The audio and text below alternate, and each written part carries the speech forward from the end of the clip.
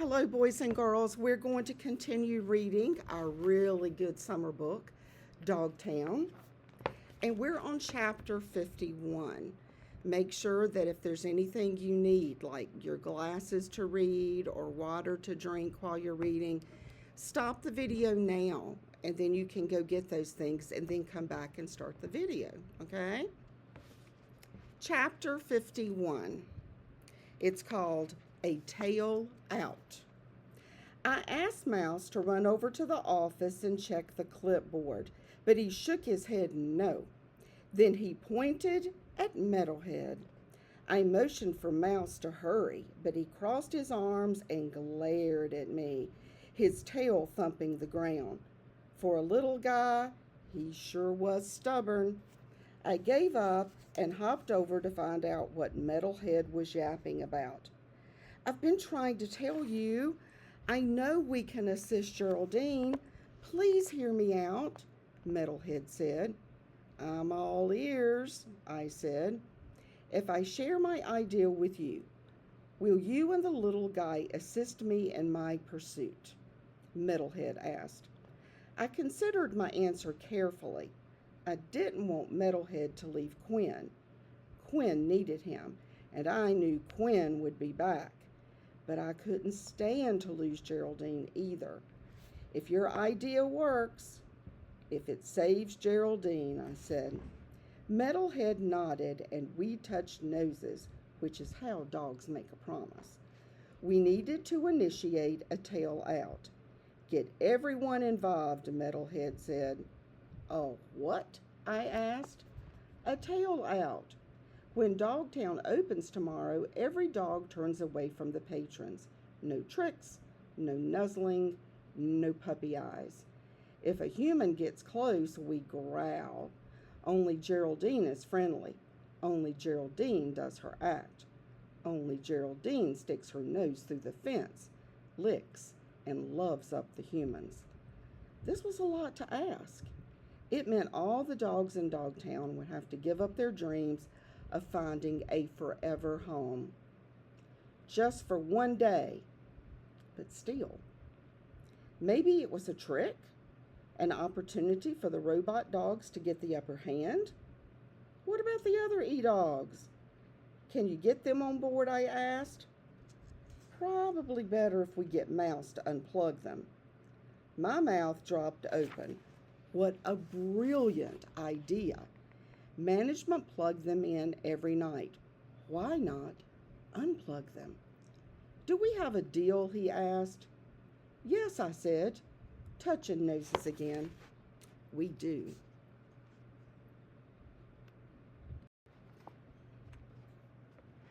Chapter 52, Diva of Dogtown. Most of the humans who came to Dogtown wanted a little dog. Only a few were looking for a big dog, especially a 220-pounder like Geraldine. Nobody wanted an old dog either. Old dogs had big vet bills. They were set in their ways, and they didn't have long to live. If they got a puppy, they'd have fun for 10, 12, 15 years. If they got an old dog, it might only be 1 or 2. But Metalhead's idea was the only one we had, so I threw my heart into making it work. Getting all the dogs on board would be a tall order. Every dog woke up in the morning dreaming of being chosen. Nobody wanted to give up that chance. I started with Geraldine's best buddies. Trooper, the Mastiff, was all in before I even got the question out. I wasn't surprised. We all suspected Trooper had a thing for Geraldine. Soon all the big dogs had signed on. The reception was surprisingly good with the medium-sized dogs, too. They looked up to the big dogs. Everybody said yes. Until I got to Dasha, the diva of Dogtown. Dasha, an Irish setter, had been a show dog once. She spent most of her days grooming herself and telling everyone who would listen about the time she got second place in her category. When I explained the plan to Dasha, she said, Who? Geraldine, I said. The St. Bernard in 22. Oh, her, yes. She says I'm beautiful, Dasha said. Dasha was like a foxtail in your ear. All she could talk about was Dasha. I was about to go on a rant about how the whole world didn't revolve around her when Mouse whopped me with his tail. He bugged his eyes out at me, and I held my bark. Instead, I said, "Of course she did. We all do." It was true. Dasha was stunning. No one could figure out why she hadn't been adopted. Even so, there's nothing more difficult than giving a dog a sincere compliment when you want to take a bite out of her leg. Does she? Dasha asked. Mouse's tail continued to hit my leg, so I nodded. If there was a best of Dogtown, you'd win, I said. Dasha's ears perked up. You think so? I do, I said. Is there a best of Dogtown trophy? She asked. She was in her dog show stance, back straight, ears perked, tail straight out. Mouse wrapped his tails around my leg and pulled it so tightly it squeezed the blood out of my only front paw. Not yet, I said. Oh, she said. So, what about tomorrow? I asked. Tomorrow, yes. You know, I've noticed the hair on my hind legs could use a trim. I should get that taken care of before the best in Dogtown competition, Dasha said, licking her back leg. Thank you for helping me out, Geraldine, I managed to say before Mouse's tail yanked me out of there.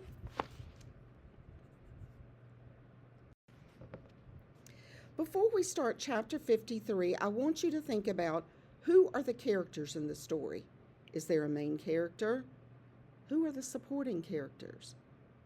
Where is the setting? All of this is very important in order for us to truly comprehend what we're reading. Time for chapter 53. And this chapter is called A Love Fest. By the time we opened the next day, everyone had agreed to the tail out. Now we just needed one human to fall in love with Geraldine. The first family who came in was only interested in e-dogs. Since the robot dogs had not been charged, the family decided to come back another day. Next, a big lumbering man with muscular arms bulging out of a black leather vest strode in. He had a scar on his lip and a nose that looked like it had been broken a few times. He was drinking a soda, and when he was done, he crushed the can into a tiny ball in his fist. But when he saw Bear curled up sleeping, the man's scary face melted, and I saw the little boy he had once been. Why, hello, little one. He clapped his hands, his scarred face as gentle as it could be. When Bear didn't respond, the man's massive shoulders slumped, and his eyes got watery. At Dasha's pen, the big man whistled. What a beauty! Dasha, being Dasha, could not resist a compliment. At first she preened for him, then remembered what she had promised and turned her tail out. The big man waited for her to turn around. When she didn't, he moved on, the chains around his massive boots clinking with every step. Trooper, who still had on his reading buddy sweater, was doing very well, ignoring the man. Here, boy. The man wiggled his big hand into the pocket of his black leather pants and pulled out a dog biscuit. Trooper's nose twitched. Drool dripped from his mouth. Come on, fella. I'm not going to hurt you, the man said. Trooper stared at the biscuit, transfixed. Then his eyes moved to Geraldine, and he set his chin down in his pool of drool and did not get up. The man's face grew long, his step slow, his great shoulders sagged. I was worried he was going to leave before he even got to Geraldine, but he kept walking. Oh, how he smiled when he saw her, his eyes shining with kindness. "Why, hello, Geraldine," he said, reading the whiteboard sign. A volunteer brought Geraldine out, and she wagged her tail and nuzzled him. "Aren't you a sweetheart?" he said, petting her. He watched her do her tricks. He scratched behind her ear and under her chin and gave her a belly rub. It was a love fest. He was there for the better part of an hour. Geraldine had found a home. Now, boys and girls, I think that we've had some happy times so far, but we've also had some sad times. And do you think the characters in this story are making the right choices? Think about that before we go on to the next chapter. It's me again. I want you to really think about this next chapter because I can hear sounds in my head. And sometimes when I can visualize what I'm reading or I can hear the sounds when I'm reading, it makes the understanding of the chapter a lot easier. So, are you ready? Chapter 54, the motorcycle. Are you hearing the sounds? Then suddenly, I heard the sound of a motorcycle starting up. Uh-oh, you couldn't take Geraldine home on a motorcycle. She simply wouldn't fit. Maybe he had a car at home. Maybe he had a friend with a car. Maybe he would come back wearing hiking boots and walk her home.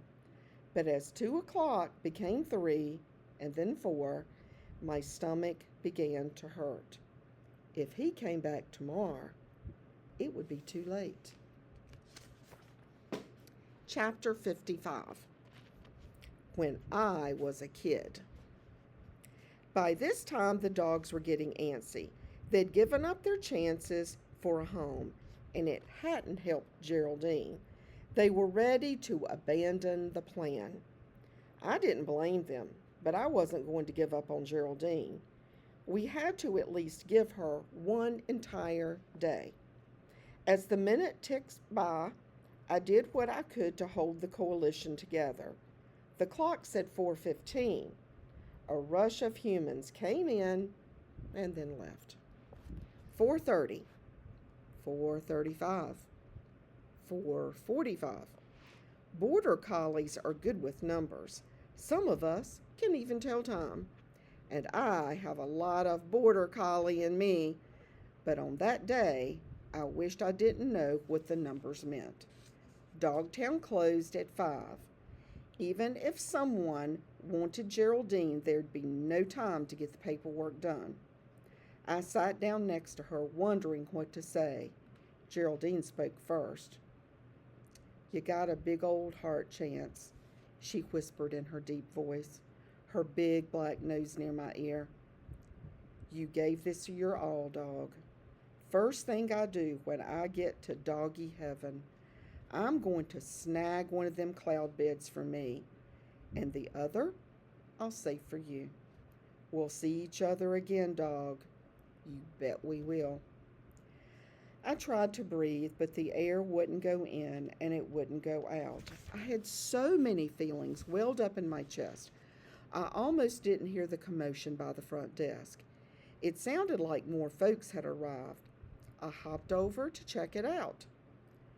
"I'm sorry, we're about to close," front desk announced, and the people turned around.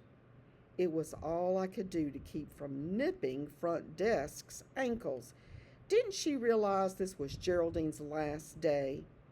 And then suddenly, a tiny woman in a baseball cap came through the door. She had a great mass of curly gray hair, and a big smile set into soft, wrinkled cheeks. By her side was a small boy with a half hop to his step. "I'm sorry," front desk hurried to the door. "We're about to..." "We won't be long," the grandma said, plowing by a front desk. I like this little old lady's attitude. Grandma types generally head for the small dog pens, but not this one. She and the boy walked by the poodles and Pomeranians as if they didn't exist, and then past the medium sized dogs, the bulldogs and the beagles. They walked by all of them until they got to Geraldine. Geraldine was tired. She had done her adopt me routine more times than we could count that day. I could hear her knees creak when she stood up. The grandma opened Geraldine's pen door, and when she leaned down to pet Geraldine, I couldn't tell whose knees were groaning, the woman's or Geraldine's. Then the tiny lady said the words that every dog in Dogtown knew were magic. "I had a St. Bernard when I was a kid. Best dog I ever had." Continue reading, boys and girls. Reading builds knowledge, and knowledge is power. Have a good summer.